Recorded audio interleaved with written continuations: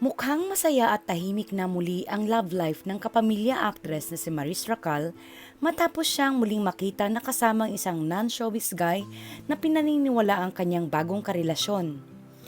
Ito na ang ikalawang pagkakataon na napansin ng mga netizens ang dalawa na magkasama. Ayon sa ilang komento online, posibleng siya rin ang lalaking nakasama ni Maris sa isang video na kumalat sa social media nitong mga nakaraang buwan. Noong Miyerkules, August 12, muling nakuna ng larawan at video si Maris sa airport.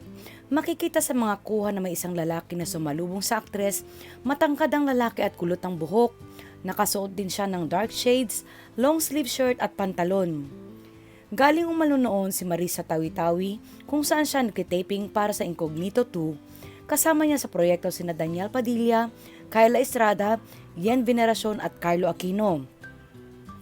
Kapansin-pansin din na tila mas komportable na ngayon si Maris pagdating sa kanyang personal na buhay.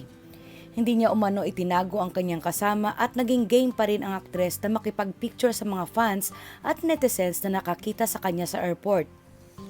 Sa isa pang video na kumalat online, makikitang may isang lalaking lumapit kay Maris at bahagyang humalik sa kanya bago siya inalalayan papunta sa sasakyan.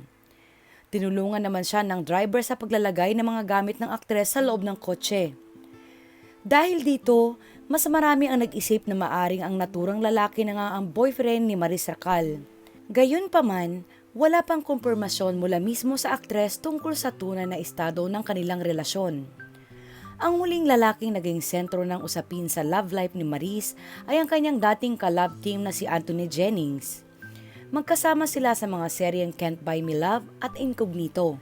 Noong December 2024, nasangkot ang dalawa sa isang kontrobersiya matapos lumantad sa publiko si Jamela Villanueva na noon ay non-showbiz girlfriend ni Anthony. Ayon kay Jamela, nagkaroon umano ng relasyon sina Maris at Anthony habang sila pa ng aktor.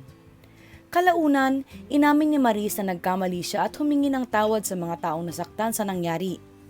Naging malaking usapin din ang hiwalayan nila ni Rico Blanco na iniugnay ng mga ulat sa kontrobersiyang kinasangkutan nila ni Anthony.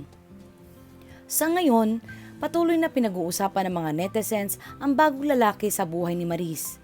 Habang wala pang opisyal na pahayag ang aktres, marami ang umaasang tunay na masaya na siya sa ngayon at nakahanap na muli ng pagmamahal at kapanatagan.